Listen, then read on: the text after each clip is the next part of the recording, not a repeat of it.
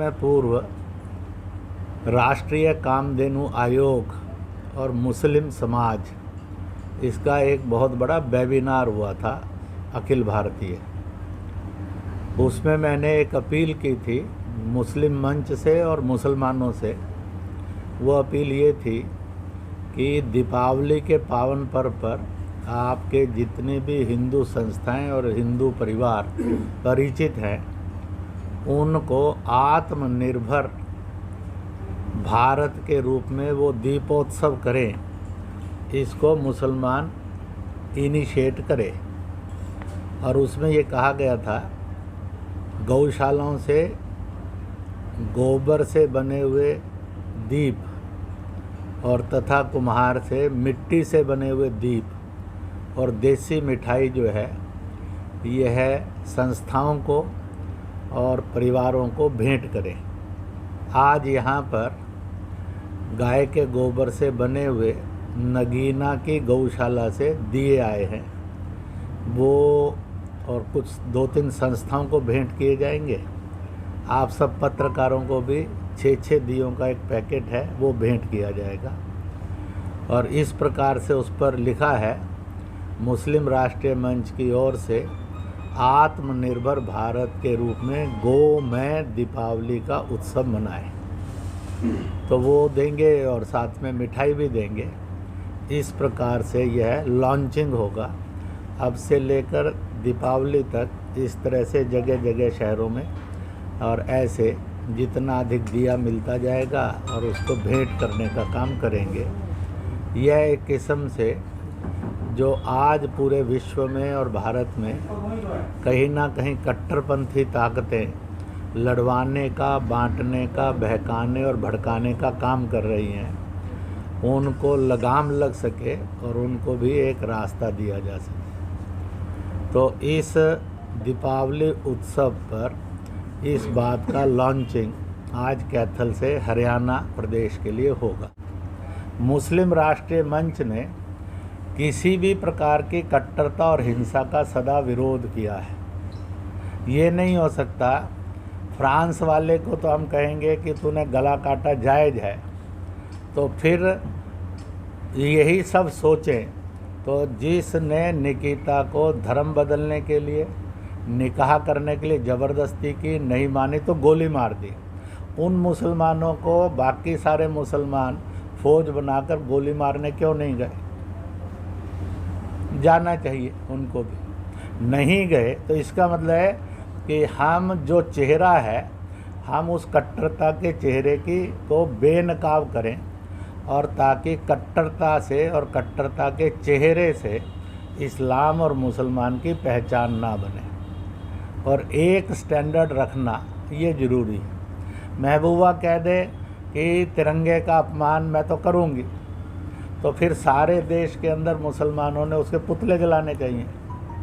पुतले नहीं जलाने चाहिए, उसके लिए मालिक से दुआ और फरियाद भी करनी चाहिए कि इसको कठोर सज़ा मिले और दंड मिले। अगर फारूक अब्दुल्ला कह देता है कि हम तो कश्मीरी लोग चीन के अंतर्गत ज़्यादा अच्छे और चीन की सहायता लेंगे, तो यह देश से गद्दारी है, इस्लाम की बेईमानी है, इसको टॉलरेट नहीं किया जा सकता। और इसलिए एक सामूहिक प्रस्ताव बनाकर कुछ घटनाओं को कोट करते हुए एक ठीक दिशा मिले, इस रूप में ये है। और इधर हमने पहले से एक कार्यक्रम का आगाज़ कर दिया था, जिसके कारण मजहबों के अंदर नफ़रत नहीं आए, कट्टरता नहीं आए, हिंसा नहीं आए। तो सब बातों को कंडेम करना, गोलमोल नहीं करना, एक स्पष्ट बात इस सारी प्रेस रिलीज़ में कही गई है। और इसी के साथ साथ ये भी कहा गया है कि अगर आप कट्टरपंथियों के बीच में फंसेंगे तो फिर आप अपने चेहरे का वो नकाब कभी नहीं दूर कर सकेंगे, जिसमें ना तालीम है, ना तरक्की है, ना अमन शांति है, ना भाईचारा और सद्भाव है। वो फिर आप हमेशा एक कट्टरपंथी हिंसा का मुखौटा ही लगाए घूमते रहेंगे, आपको समाज में सम्मान नहीं मिलेगा। इसके लिए इस कार्यक्रम के साथ इस प्रकार से यह पत्रकार वार्ता भी की। और उसी के साथ ये निर्णय भी किया कि देश में और अनेक स्थानों पर ऐसा जो कट्टरपंथी मॉडल है, जो हिंसा में भरोसा करता है, सद्भाव और भाईचारे में नहीं रखता, जो दूसरे के धर्म का अपमान सहता नहीं और अपने धर्म के अपमान को होने नहीं देता। इंटरिम स्टेट घोषित किया। हाँ जी, पाकिस्तान ने जो गिलगित और बाल्टिस्तान है वहाँ इंटरिम स्टेट घोषित करने का जो फैसला लिया है उसके बाद ऐसा है कि भारत सरकार ने 370 और 35 से हटाते समय कह दिया था POK और गिलगित बाल्टिस्तान भारत का था, भारत का है और भारत का ही रहेगा। दूसरी बात, मैंने अभी गिलगित बाल्टिस्तान का एक वेबिनार अटेंड किया था। मैंने उनको ये बताया और पाकिस्तान को भी मैसेज भेजा कि बिल्कुल विभाजन और आज़ादी के पश्चात से जम्मू कश्मीर की असेंबली का जैसे ही गठन हुआ तो भारत सरकार ने और प्रदेश सरकार ने जिसके हिस्से आज की महबूबा मुफ्ती है या उमर अब्दुल्ला, इनके बुज़ुर्ग लोग होते थे, उसमें बहुत साफ ढंग से बताया। और जम्मू कश्मीर की असेंबली में विधानसभा में 24 विधानसभा क्षेत्र कुर्सियों के रूप में खाली रखे गए।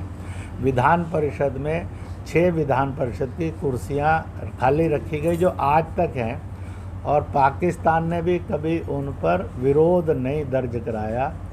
और इसलिए भारत ने तो पहले दिन से ही POK को यानी गुलाम कश्मीर को और गिलगित बाल्टिस्तान को जम्मू कश्मीर का हिस्सा मानकर उनकी विधानसभा में और विधान परिषद में भागीदारी के लिए स्थान सुनिश्चित किया हुआ है। हमने पहले दिन से ही सब दुनिया को और पाकिस्तान को संदेश दे दिया था, POK तुम्हारा अवैध कब्जा है, गिलगित बाल्टिस्तान पर भी तुम्हारा नाजायज़ कब्जा है, भारत इसको स्वीकार नहीं करता, ये बताया हुआ है। और भारत की संसद ने साफ घोषणा की जब नरसिम्हा राव प्रधानमंत्री थे तब, अब जब नरेंद्र मोदी प्रधानमंत्री हैं तब, कि वह सारा भारत था, भारत है और भारत ही रहेगा और होगा।